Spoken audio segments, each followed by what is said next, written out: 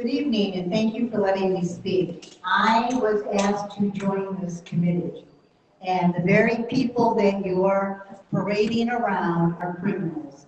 We have an enterprise of judges that are thugs that have been elected to their positions, and they're being paid by our tax dollars to harm us.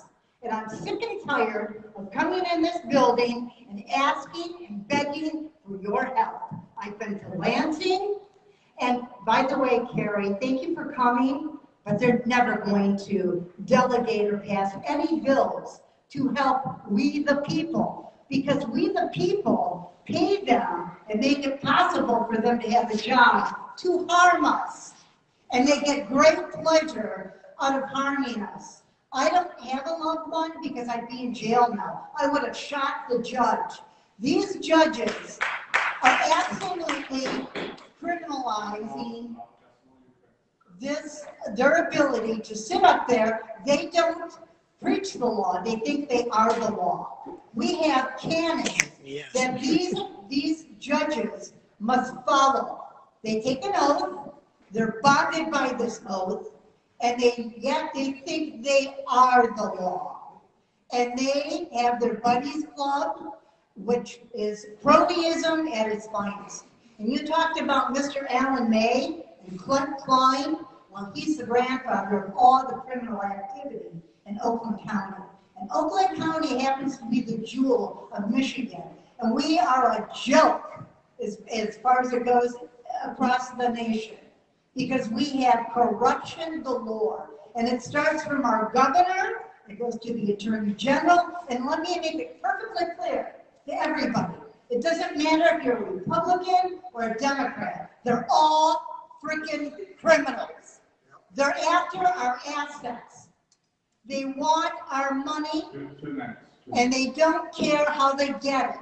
And they want to victimize and criminalize us and steal, rape, and pillage, and they absolutely want to murder these people so they can have access to their assets. Now, I don't have anybody guardian. I have an estate. They won't even let me admit the will because they'll have to pay back all the money they've been stealing, raping, and pillaging. They have slandered me. They said that I murdered my loved one who had Lewy body dementia and killed himself. They are criminals and they are monsters. They have had me followed. They have come to my door at all hours of the night to intimidate me. I am not going to stand for this anymore. And I'm asking all of you people here to stand with me, and we need to go after these. I think I'm speaking for the majority here. I do have a file. We don't assume that you're. Okay, I will wrap it up. We need to take care of these court justices. I've met with them. I've met with the Attorney General, the Governor. They don't give a shit about any of us. Please keep it. Sorry. Keep it quiet, please. I would really appreciate if we could band together and march against these people and start begging for them to be taken down and prosecuted one by one. Yep. Frazier Because first. if it was you and I, we'd be in jail. Yes, we would. Thank you. She has an ongoing crime right now. All right, stop to get testimony. Christine Booth. Christine. Is Christine available? Go get him. Go get him. And again, Christine, we do have a number of cards, so be very courteous. 2 minutes. The committee would like to hear all voices, so if you can keep that 2 minutes. Thank you. Absolutely. Thank you. And thank you, members of the committee, for allowing me to speak today. The continuous systematic pattern of corruption in the courts was witnessed by me. I am a court watcher after being a victim. I've chosen to spend the rest of my retirement from Detroit Public Schools. I was a teacher, a 40-year veteran, to fight this crime. And it is systemic, and it's right here in Oakland County where my mother died under guardianship, okay? And what I have witnessed is a playbook of crime going on in every courtroom and every probate courtroom, and the game is the same. And the prize is the same, money, your money. And what happens is there's a family that comes in and they wish guardianship, which, you know, I teach the Constitution, and I think that's what we are living under. But I look at the back of it with guardianship. It's just not there. And the game players are, like they said, the good old boys. And I am a trained expert at working with gang activity in Detroit, with car theft, and I'm trained to look out for where the criminal, who the criminals are, their actions, if they're illegal, and how they're doing it.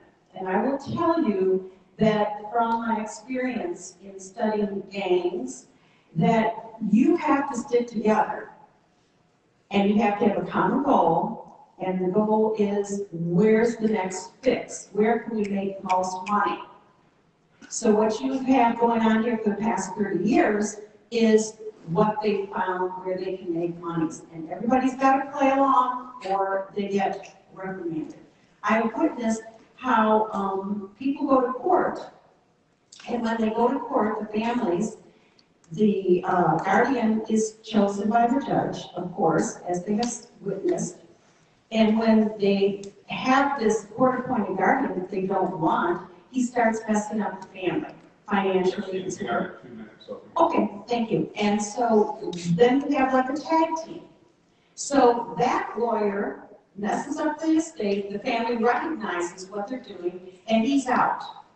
Okay, but he's still billing the estate while it comes to court. Then the judge appoints, usually Mr. Ehrlich, who comes in and takes over. You have one that's the legal, and then the other one that comes in and tags. Well, what happens is he starts citing laws and laws and laws, and the judge agrees with everything, with a single thing he says. We don't know that he's right reading a Boy Scout rules or whatever. But what happens is the family that tries to fight their rights has a very, very good lawyer, and I have witnessed the judges not even let them speak. They threaten the American Bar Association with them, they threaten sanctions. If you continue with that line of talking, sir, I'm going to sanction you. And what she was sanctioned him, and then he goes to his sidekicks and they say, oh, $10,000. The family can't even have a fair hearing because they're so bullied. They're so bullied in the courtroom. I have witnessed this in all 4 courtrooms. What else goes on is the real estate fraud. And I have seen where people are pulled out of their homes, padlocked their homes, and then quickly flipped, just as you have heard, and sold. I saw one victim evicted in the middle of winter of her Bloomfield Hills home with all her family's heirlooms thrown out on the front lawn in the snow. She was left homeless and had to sleep in a car at Myers parking lot, where there was lights and electricity. And her father was an attorney. So it happens to everybody. And then, as I stood there in the snow taking pictures of what was going on, they told her, don't touch anything. You are not allowed to touch anything, or you will be arrested. And I asked her what was going on inside of the house. She said, I don't know, I couldn't understand it because they're speaking Russian. Russian? The movers were all Russian. Folks, we're in serious trouble. This is serious. And I think that we should call Homeland Security for our elders, because we have the baby boomers coming next, and this is horrifying. They know about it too. Horrifying. Thank you, Christine. 3 years we've been telling you. 3 years. Sherry gave you some lead to it, but if you would like to give them any comments, so the next, Shannon, are you available? Yes. And if you just keep in mind, if we keep it 3 minutes, we have opportunity for others to testify, so thank you very much. Hello, my name is Shannon Tanis. I come from Kent County. My mother was on the probate court by Judge David Morosky. She was murdered. I have 2 water reports that confirm this, neglect and abuse not only to her, but other patients. I have filed a petition of remonstrance with the Senate, the Secretary of Senate, with this legislative body, not just once, but 3 times. In-house legal counsel, bar members are advising the legislative body that a remonstrance is a lawsuit. It is not. It is a redress of grievance, our right to petition our government, which is the federal level of the Constitution and the Michigan State Constitution. What we have is a usurp of authority underneath color of law by private associations. We got bar associations, we got realtor associations, and they adorn themselves through all the public title positions and branches, okay? I have so much documentation. I have been blocked. I asked for an investigation on these matters to hold the judiciary accountable. The legislative body has the power of impeachment of elected officials. And when my legislative body says they're not going to, because they don't know how to self-educate themselves or assert the authority that sovereign people of this state have given them, well, then you have breached the trust of the people. Of office.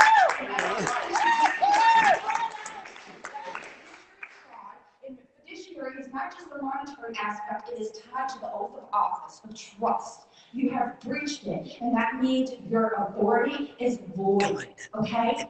So what I'm going to do is I'm going to file a superintendent control with the Michigan Supreme Court to dissolve these private associations with public funding, which the two should not be mixing whatsoever, and why these privileged contracts, which Gretchen Whitmer has been putting on public display through her CSC Lawyers Corporation that is tied to the United States Corporation Company that has foreign influence. This is the true insurrection into our republic. Come on, for which we stand. Sharia law is a Islamic law that is like corporations, banking, and policing and social issues. And we're at 3 minutes, so we can come. Yes. Our republic is 3 pillars. It is not 5 and 6 pillars by a foreign religious ideology. It does not give people special passes and permission to integrate into our republic. Come on. So, if this body would like to engage me so we can correct these foundations, I would greatly engage the body. I would look forward to it. So I object to any bills. Any bill until this foundation is corrected immediately. Object. She put it on the record, objection. Hometown, Kent County? Yes, that's where I originally came out, but that's not where I'm at right now. I have other things that, yes. Next, Mr. Clerk. Item number 9, we have 10 minutes remaining. Dr. Patricia Armstrong, please. Well, we'll proceed on, but we do have 10 minutes left, so with that 10 minutes, the one you want to defer ability. So, yeah. Randy Robinson. Randy? Randy. Randy, you're right up the center by the mic. I appreciate you're able to speak. Yes, I appreciate being here. My name is Randy Robinson. I'm here about my mother's case, Gail Robinson. You guys Marine from the Korean War era. Sorry, I'm trying to talk about her. Luckily, she's still alive. She has been trapped in an illegal guardianship since 2014, all under fraud against the court, presented fraud to the court. I myself was locked up for 96 days for not being able to kidnap my mom and bring her home from California when she fled the state to go live with her brother, who was her co-guardian at the time. I don't want to get into too much stuff about my mother's problem because it's the same thing with everybody, but I'm worried about the laws which are being presented right now, and I want to know what is to prevent these new laws from falling under with the same laws that we currently have. We currently have very good laws in place that should prevent illegal guardianship. Exactly. And nobody follows these laws, and there's no teeth in the laws. There are no consequences for not following the law. What is going to happen if these laws get passed? Are there going to be consequences for people that do not follow these laws? Also, we need to get rid of immunity for judges, lawyers. Amen. Come on. They are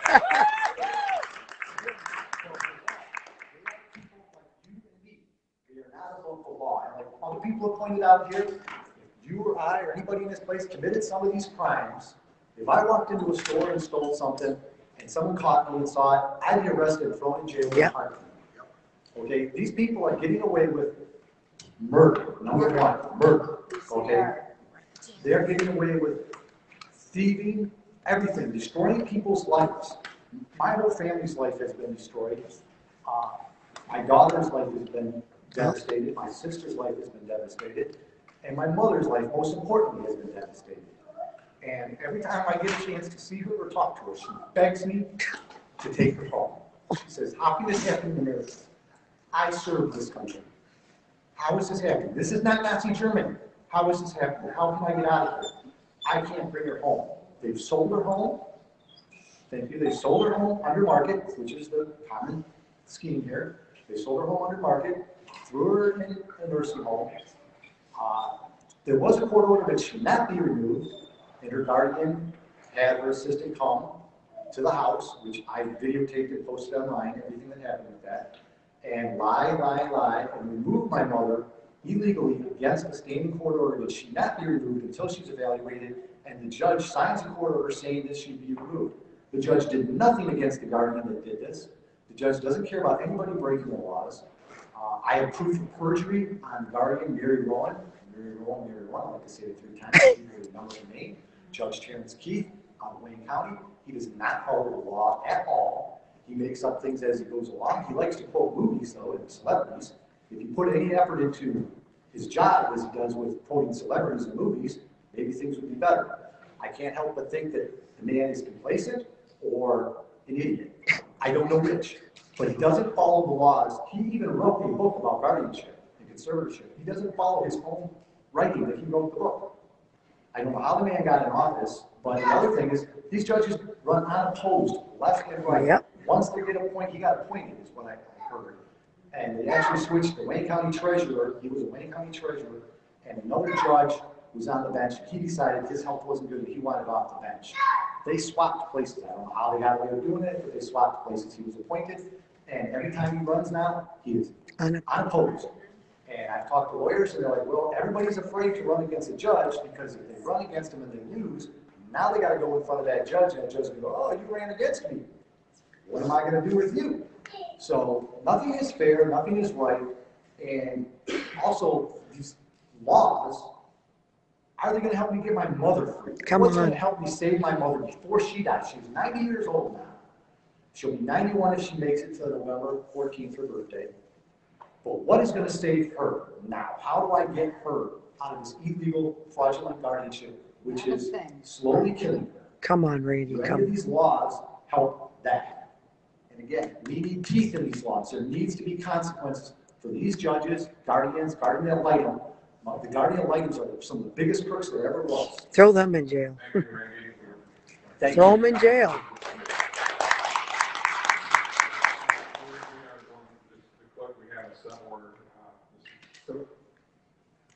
This one will be the last one we have time for tonight. If you did not get your chance to speak, your name will still be included in the record. We do apologize, but we have some time constraints in front of this room. So last up, we have Debbie Fox. She's still in the room. Debbie, will you come forward at this point? Debbie. And again, Debbie, I would remind you too, We have someone from Grand Rapids. She should be able to speak, though, too. She comes all the way from Grand Rapids. You come from Kentucky. Okay, my mother is Gail Robinson, the U.S. Marine Korean warrior. She falls under the category of Uniform Military Guardianship Act 321 of 1937, and the judge laughs at it. He will not honor it at all. My mother did receive money from her VA life insurance that used. Only the VA can make the decision to put her in guardianship or not.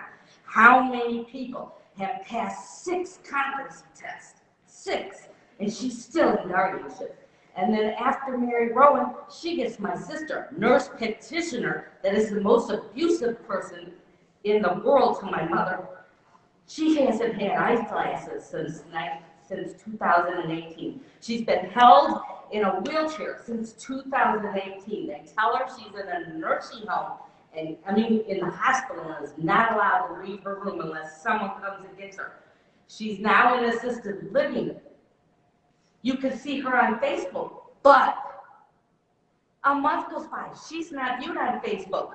She's still in her room. They don't let her out of her room. And that is causing, she's been drugged since 2015. Prozac, Namanda, Lexapro, and several others. And my sister's a nurse practitioner, and that's her field, neurosurgeon. She knows she's gaslighting my mom. She won't even let my mother talk to her brother. She has Amazon. Only the people that can talk to her have to be in the Amazon picture thing. And she wrote in her document, she's helping my mother make a phone call to her brother, who used to call my mom every night after my dad died in 2009, who also was a Marine. He can't call his only sister from California.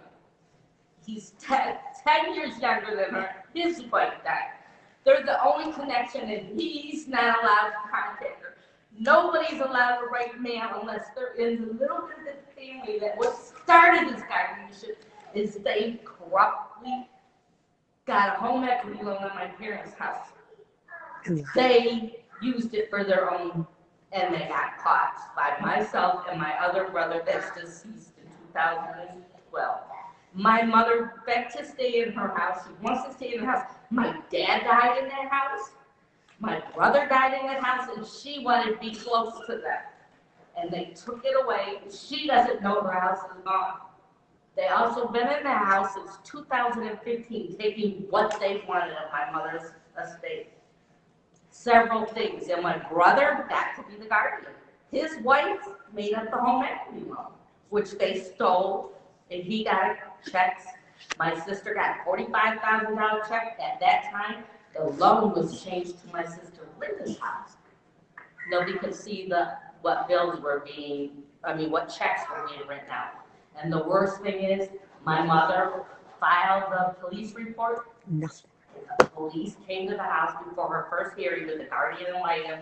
Randy forgot to say he was there, and the police officer said, "It's all right, they took your money." The police are involved too. Okay, he just said, it's all right, they took your home equity loan, you weren't gonna spend it. And the judge is totally aware of the first hearing. They all admitted they took the money. And he did nothing. He says he's gonna get the money back. Well, he took my mom and put her in, and my brother-in-law beat my mom up. And that was what put her in a facility, because she wouldn't live with my sister anymore, because her husband picked her up and threw her into the doorways. And she thought for sure she was dead. Thank you. Debbie. Thank you. I just want to, before we conclude, a couple items. I want to also thank this is the Committee on Judiciary and Public Safety, and I do appreciate the Senate sergeants coming out here. We had 4 of them that came out to this hearing. They had a long day, and appreciate their participation too. So thank